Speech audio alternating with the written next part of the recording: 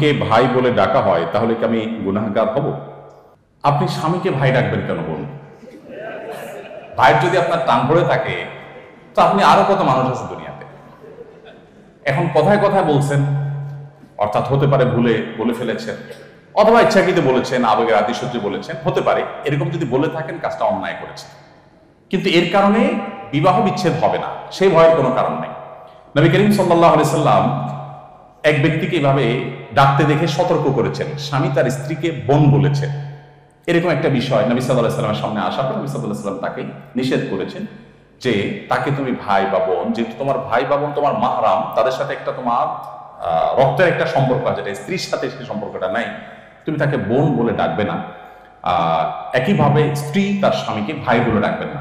আমি অনেকের কথা জানি যে তারা খুব স্বাভাবিকভাবে স্বামী স্ত্রী একে অন্যকে ভাই বোন বা এটা আরে ভাই রাখো ভাই, হ্যাঁ, এই টাইপের কথা বলেন। এটা অনুচিত, এটা গুনাহ, হাদিসে নিষেধ আছে। তবে এর কারণে সম্পর্ক ছেদ হবে না, অর্থাৎ তালাক হয়ে যাবে না, সেই টেনশন নাই। আমরা তাহলে কি বলে ডাকবো, এটা আরেকটা প্রশ্ন, যে স্বামী তার স্ত্রীকে, স্ত্রী তার স্বামীকে কি বলে ডাকবে। তো নাম ধরে ডাকা যায় কিনা আরেকটা প্রশ্ন। এটা আসলে নির্ভর করে ওরফের উপরে। ওরফ মানে হলো প্রচলন, পরিভাষা, কালচার। আমাদের দেশের কালচারে কাউকে সম্মান করলে তাকে সাধারণত নাম ধরে ডাকা হয় না, এটা আমাদের দেশের কালচার না। আরাবিয়ানদের কালচার হলো তাদের এখানে নাম ধরে ডাকাতে আর না ডাকাতে সম্মান অসম্মানের কিছু নেই। এই জন্য তারা অনেক বড় মানুষকেও নাম ধরে ডাকে এবং সেটাকে তারা দোষে কিছু মনে করে না। যেহেতু এটা একটা ট্র্যাডিশনের ব্যাপার, কালচার, প্রচলনের ব্যাপার, এই জন্য আমাদের সমাজে কি প্রচলন সেটা দেখতে হবে। প্রচলনটা কিন্তু শরীয়তে অনেক গুরুত্বপূর্ণ একটা বিষয়। ইসলামী ফিকহের মূলনীতিতে একটা কথা আছে, আল আদাতু মুহাক্কিমা, অর্থাৎ পরিভাষা, প্রচলন কি আছে এটার উপরে কিন্তু অনেক বিধিবিধান পরিবর্তন হয়ে যায়। একই কথা আমি অনেক এক্সাম্পল দিতে পারি, খুব বেশি এক্সাম্পলে যাব না। একই কথা একটা অঞ্চলে গালি, ওই কথাটা আরেক অঞ্চলে। এখন আপনি এই বিধানটা যেখানে গালি সেখানে ওইটা বললে আপনি সেটাকে গুনাহ বলবেন, আবার একই কথা বলি যেখানে সেখানে বলে এটাকে জায়েজ বলবেন। আমি সৌদিতে যখন ছিলাম তখন দেখতাম ফিলিপিনোরা, তারা তাদের কিছু কালচার আছে যেগুলো আমাদের মধ্যে খুব মানে হাস্যরসের কারণ হবে। আবার ইন্ডিয়ানদের মধ্যে কেরালা, তামিল এই সমস্ত এলাকার মানুষের বা ইন্ডিয়ান মানুষের একটা কালচার আছে যে ইন্ডিয়ানরা যদি কোনো কিছু হাঁ বা চোখ বুঝাতে চায়, আপনারা অনেক ইন্ডিয়ানদের সাথে সারাদিন উঠা বসা করেন, এখানে আছে অনেক, তো হাঁ বা চোখ কিছু বুঝাতে চাইলে তারা মাথাকে কি করে, তাই না? আমার দেশের হলে বলবো কি হয়, তোমার সমস্যা কোনো, তাই না? ফিলিপিনোদেরকে যদি আপনি জিজ্ঞেস করেন কোন বিষয়, তুমি খেয়েছো কিনা, সে যদি বলে আমি খেয়েছি, তো এটা বোঝাবার জন্য তারা এরকম চোখ বড় করে। এখন আমার দেশে এরকম চোখ বড় করে তো থাপ্পড় মারবে কষায়। তোমরা জিজ্ঞেস করলাম খাইছো কিনা, তুমি আমার চোখ বড়াচ্ছ কেন?